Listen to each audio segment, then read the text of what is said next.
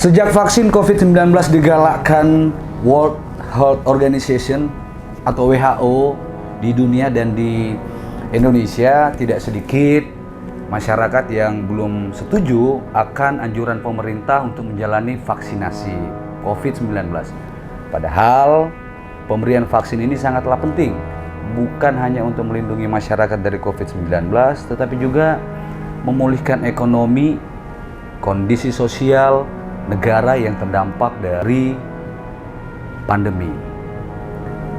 Vaksinasi atau imunisasi bertujuan untuk membuat sistem kekebalan tubuh seseorang mampu mengenali dan dengan cepat melawan bakteri virus penyebab infeksi. Tujuan yang ingin dicapai dengan pemberian vaksin COVID-19 adalah menurunnya angka kesakitan dan angka kematian akibat virus ini. Meskipun tidak 100% bisa melindungi seseorang dari infeksi virus corona, vaksin ini dapat memperkecil kemungkinan terjadinya gejala yang berat dan komplikasi akibat COVID-19. Selain itu, vaksinasi COVID-19 bertujuan untuk mendorong terbentuknya herd immunity atau kekebalan kelompok termasuk keluarga kita sendiri. Hal ini penting karena ada sebagian orang yang memang tidak bisa divaksin karena alasan tertentu. Orang yang tidak dianjurkan untuk menerima vaksin atau tidak menjadi prioritas untuk vaksin COVID-19 antara lain anak-anak atau remaja yang berusia di bawah 17 tahun dan orang yang menderita penyakit tertentu, misalnya diabetes atau hipertensi yang tidak terkontrol, penyakit jantung atau komorbid lainnya. Jadi, dengan mendapatkan vaksin COVID-19, Anda tidak hanya melindungi diri sendiri, tetapi juga orang-orang di sekitar Anda yang belum memiliki kekebalan terhadap virus corona.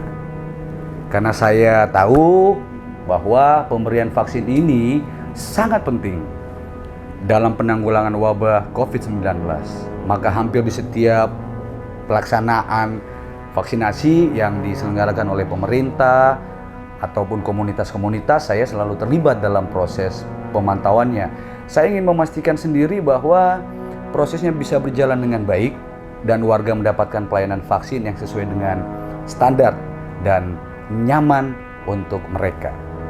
Selain dari vaksinasi, saya juga mengajak saudara-saudaraku semua untuk menjaga kesehatan dan meningkatkan daya tahan tubuh agar imun di dalam tubuh kita bisa menangkal jika ada bakteri atau virus yang mengganggu kesehatan, sehingga bisa berimplikasi pada aktivitas kita sendiri.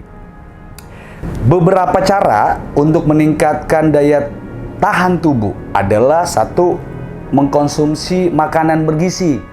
Tidak hanya enak, tapi juga bergizi. Kedua, rutin berolahraga. Minimal 3 kali seminggu, 30 sampai 60 menit. Bisa berjalan kaki, bersepeda, lari, angkat beban, dan lain sebagainya.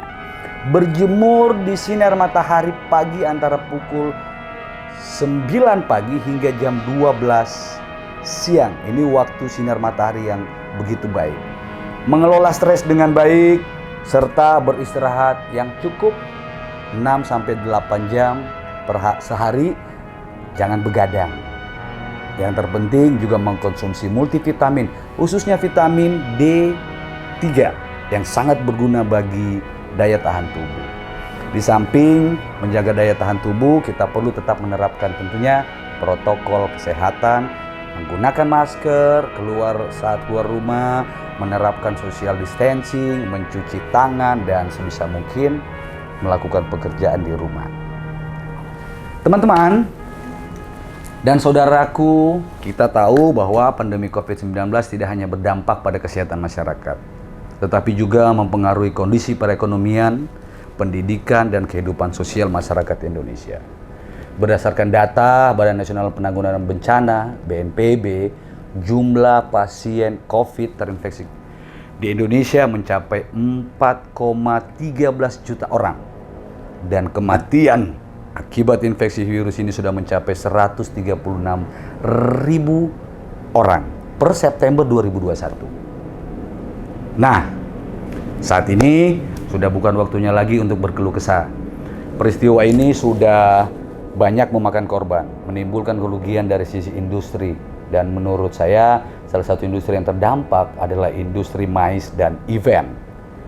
Sebagaimana kita ketahui bahwa industri event, tourism, dan derivatifnya hampir 75% digerakkan oleh sektor UMKM sebagai motor ekonomi fundamental bangsa. Yang kedua, industri pendukungnya seperti rental mobil, penyewaan sound system, penyediaan merchandise, toko oleh-oleh, pedagang kaki lima, event equipment, termasuk sampai hotel yang sudah banyak merumahkan pegawainya.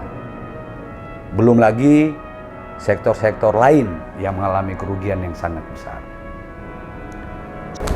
Semoga kebijakan PPKM ini bisa segera menurunkan angka penyebaran COVID. Dan mari kita sama-sama melakukan vaksin agar segera menyudahi pandemi yang telah memakan banyak korban jiwa, serta melumpuhkan aktivitas masyarakat. Dan partisipasi kita semua dalam program vaksinasi ini akan sangat membantu pemulihan kondisi negara kita. Peduli Ki, lindungi. Peduli Ki, salamaki. Selamatkan diri kita dan keluarga kita. Dan akhirnya kita berdoa agar Tuhan yang Maha Kuasa memberikan keselamatan dan kesejahteraan untuk bangsa Indonesia yang kita cintai.